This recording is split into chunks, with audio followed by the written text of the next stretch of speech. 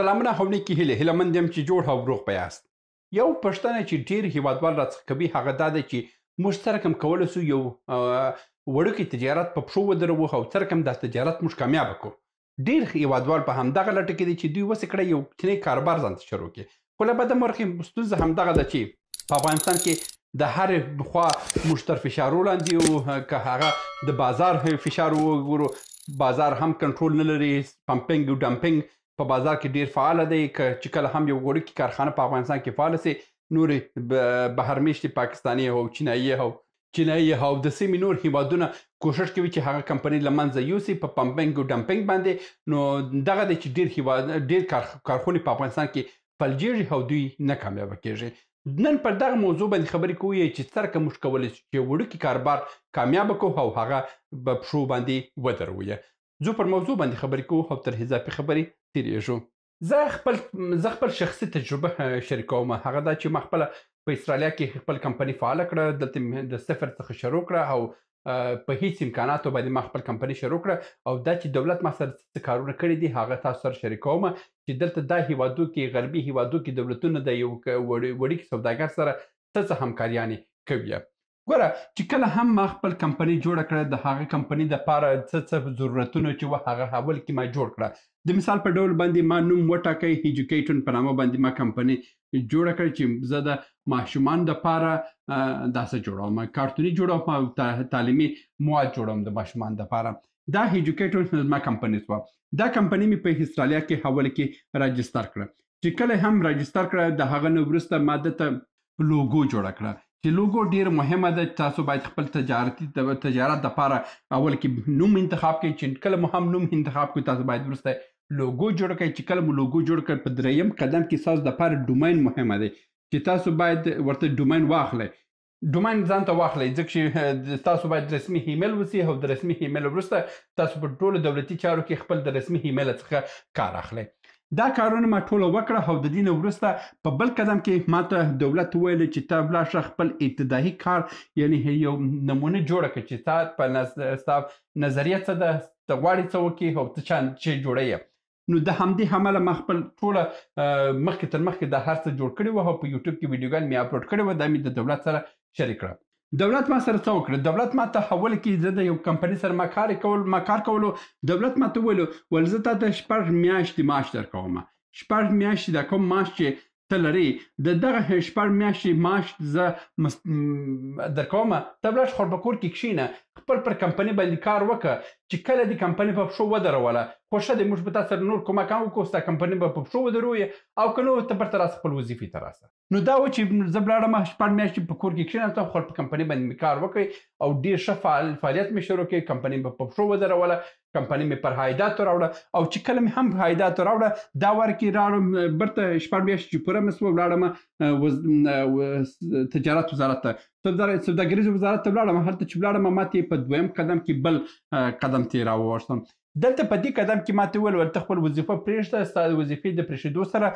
ستا مثلا چې کوم ابتدایي مصرفونه چې دي د میاشتې چې څومره دي هغه موږ تاته درکوو. په هره میاشت کې تاته ستا مصرف درکوو. او چې مثلا ته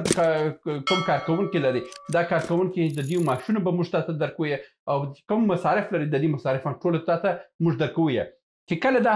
دویم سټیج ته ورسېدو نو دا امکانات یې بیا دولت ما څه برابر کړه. اوس په دغه امکاناتو باندې زه کار کوم او چې کله هم کمپنۍ په پښو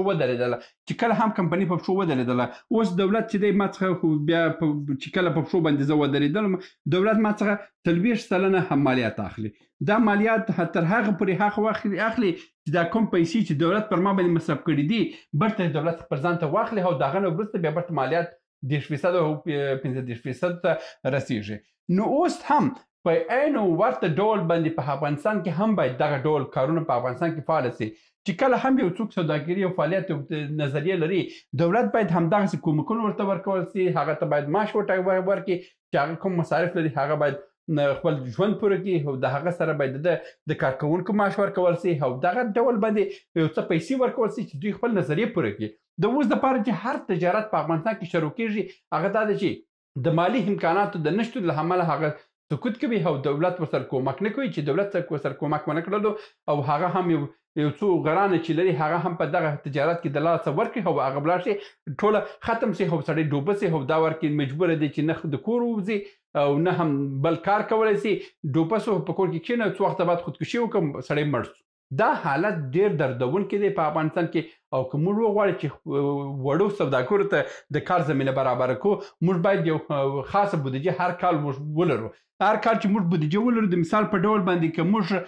12 میلیارده بودیجه لرو دولتي بودیجه لرو په دې 12 میلیارده کې موږ حد اقل 1 میلیارد هر کال 1 میلیارد افغانۍ هر کال د وړکو سوداګرو دپاره موږ بیل کو او د هغه سوداګرو دپاره موږ باید پورونه ورکو واړه پورونه ورکو او هغه پورونه بیا چې کله هم د کمپنۍ په پښو باندې ودرېدله بیا هغه سره دا پیسې بیرته ځینې واخلو دا خو څو مالي برخه شوه د دې سره بیا دلته ما دپاره کمپنۍ د اسرائیلیا حکومت ماته داسې جوړ کړی چې کورسونه جوړ کړه دا کورسونه کې یو مثلا مالي برخه وي اداري برخه وي سیاسي برخه وي دولتي برخه وي او همدا ډول چې راسي یعنی په تجارتي برخه کې چې څه چیلنجونه او کوم ستونزې چې په مخ کې راځي دا ټول کورسونه جوړیږي او د هغه کورسو کې دا کوم کس چې پانګونې غواړي وکړي او کمپنۍ غواړي جوړه کړي هغه راوړي په دا کورسو کې شاملي او دا په وړیا ډول باندې کورسونه ورته درس ورکوي او دا کورسونه په درس ورکوي تر څو یو کس وپوه سي چې مالي برخه کې څه رقم مخته ولاړ شي سیاسي برخه کې څنګه مخته ولاړ شي خپل د مدیریتي برخه کې مخکې ولاړ شي بل دا ده چې یو تر ټولو مهمه موضوع دا ده چې د ارتباطاتو برخه ده چې زموږ زیاتره د سوداګر چې دوی خپل وړوکي کاروبار چې فعاله کوي دوی نسي کولی چې دغه ارتباطات جوړ کړي د مثال په ډول باندې یو کارکوونکی نسي کولی ځان ته انتخاب کړي د کارکوونکي سره بیا دوی نسي کولی چې د نورو کمپنیانو سره خپل ډیل وکړي د مثال په ډول باندې ما د ډیل کولو ستونزه درلوده چې زه څنګه کولی شم چې یو کارمند ځان مقرر کوم ما چې کله هم کارمند سره خبرې کولې کارمند ما ته ویل چې $10 $2000 $3000 $5000 یعنی داسې کارمند و چې د $10,000 غوښتنې ما څخه وکړ چې $10,000 باندې تا سره کار کوم که $10,000 نه وشي زه کار نه در سره کوم نو د هماغه کس چې کله هم ما د ارتباطاتو کورس ویلو په هماغه کورس کې ما دا زده کړه چې د یو کس سره چې د $10,000 غوښتنې کړې ده او هغه هم یو لایق انسان دی او زه کولی شم پر هغه باندې خپل ستونزه حل کوم هغه څه رقم راوړم په کښته پیسو باندې هماغه کس چې په $10,000 غوښتنې کړې وه ما راوړی آخر کې چیشته مې راوړی زه $500 ته مې راوړی یعنې د $10,000 څخه دا سړی مې راوړي $500 ورته مې ویل ما دا دومره بودیجه لرم دومره معاش دی د دې پوزیشن که را سره کار کوې ښه که نه در سره کوم خلاص یعنی دې ځای ته دا د ارتباطاتو برخه چې دی ډیره مهمه ده موږ باید کورسونه دایر کړو تر څو یو کس چې غواړي سوداګري سیستم فعاله کړي او تجارت جوړ کړي دوی دغه ارتباطات زده کړي چې څه رقم د مشتري سره خبرې وکړي څه رقم د یو کارخانې سره خبرې وکړي څه رقم دغه ډاټ کمپنۍ ته ورکړي چې زه دغه ستا جنس چې اخلم زه دا وړم خرڅوم زه یې په ایمانداري خرڅوم او دغه باور سره کم جوړ کړي دا ډېر مهم دي نو دا کارونه باید دولت جوړ کړي او دولت باید دا کورسونه دایر کړي او دا باید په هر ولایت کې دا کورسونه دایر سي ښه مثال یې همدغه څو ورځې کې د په هرات ولایت کې د ورېښمینو چینجي و چې په هرات ولایت کې ډېر خلکو د فعالیت شروع کړی دی او هر کورنۍ د دې څخه 50,000 په کال کې ګټي 50,000 تر 1,00,000 روپۍ ګټي 50,000 1,00,000 افغانۍ چې په افغانستان کې څوک ولري بسته کال آباد دی او د خپل ژوند کولی سي دغه ډول کورسونه باید په هر ولایت کې د کرنې وزارت په هر ولایت کې دا دایر کړي خلک باید دې ته زده کړه ورکول سي او دا زده کړه چې وسوه چې څه رقم دا تربیه کړي او د هغه تربیې وروسته داسې کورسونه باید دایر سي چې موږ د ابریشم څخه څه رقم غالۍ جوړې کړو او څه رقم موږ کولی شو چې ټوکران جوړ کړو موږ څنګه کولی شو چې ښه انتیکه شان جوړ کړو او بیا یې یوسو په غربي هیوادونو په اروپا او په امریکا او په نورو هیوادو په مارکیټونو کې خرڅ کړو نو دا چې اوس مثلا ابریشم مو جوړ کړي ابریشم مثلا یو کیلو به راسي په 50,000 افغانۍ باندې دا یو کس به درڅخه واخلي نو اوس که دغه ابریشم موږ په یو ښه ګلدار او ښه نقشه‌نګار غالۍ باندې بدل کړو خو بیا د دې غالۍ قیمت څو چې 2,00,000 افغانۍ سو یعنی 1,50,000 افغانۍ څنګه موږ په 1,00,000 او 2,00,000 افغانۍ بدل کړو نو دا ابتکارات بیا د سوداګریزو چارو وزارت باید دې کورسونه دایر کړي تر څو خلک داسې سي نو زموږ په افغانستان کې یعنې په ډېرو برخو کې موږ امکانات لرو چې موږ خلک په کار واچو یعنی دومره امکانات چې په افغانستان کې دي یعنی فکر نه کوم چې نور هیوادو کې ووسي ځکه چې نور هیوادو کې ټول فرصتونه پوره سوي دي موږ په افغانستان کې په هر برخه کولی سو خو ستونزه دا ده چې نه د تجار دپاره یو وړوکی کورس دایریږي نه د یو سوداګر دپاره یو پور ورکول کېږي نه یو مرسته ورکول کېږي ته چې پیسې ډوبېږي هغه پیسې بس خدای ورکړي